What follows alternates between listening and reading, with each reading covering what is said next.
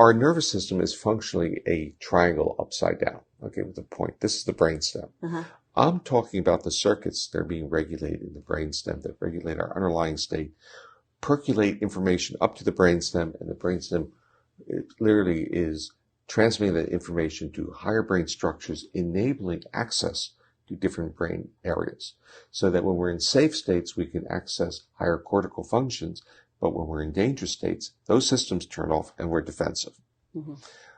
If we think of this triangle, each time we get higher and higher, we have greater diversity of expression and outcome. So I'm talking about basically 3 states that provide a neural platform for great diversity of expression.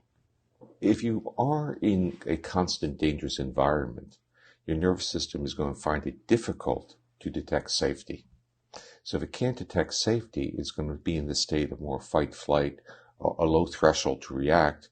And when you're in that state, you're going to misread other people's cues. So you're more likely to see neutral faces as being aggressive. You're more likely to see fearful faces as if they were angry. So you can really confound difficult relationships. So you won't be able to use people to self-regulate.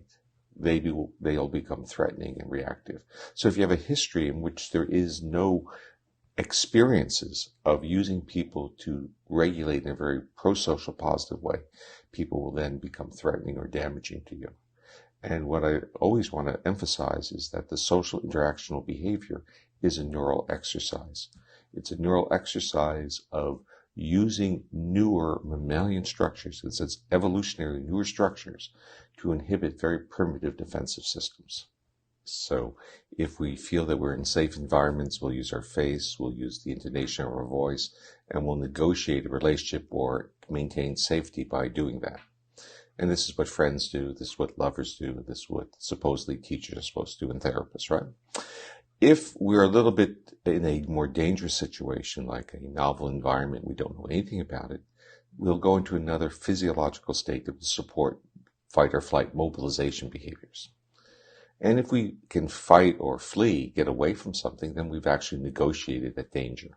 But what if we can't get away from the danger? What if we're held down or we're in a confined environment? What if we're trapped in a car or a plane or in a bathroom and someone is now going to hurt us? The possibility is that we could trigger a third circuit which shuts us down. And it's that shutdown circuit that makes it's so important in understanding trauma, and the polyvagal theory articulates that shutdown circuit, while most other theoretical models of trauma and what people would call stress disorders only talk about a fight-flight system. Okay, so that's the core of what I would tell a person about the polyvagal theory. And the second component of that core is that these responses are not voluntary. Our nervous system is picking up information in the environment and evaluating that information, not on a cognitive level, but on a subconscious, we want to bring back that term, but on a neurobiological level where we're picking up features of risk or danger. And our nervous system puts us into those different states. And we can become aware of that because when we're in certain environments, we may feel our heart pounding. And we may ask the question, why is my heart pounding? And then you'll say, well, something in the environment must have triggered it. But often we don't know the cues that trigger these things. So the point I want to make is first that the polyvagal theory provides us with an understanding of 3 neural circuits that support different types of behavior. One is social engagement behaviors in safe environments. The other is fight, flight, and mobilization behaviors. And the third one is really a shutting down, a second level of defense.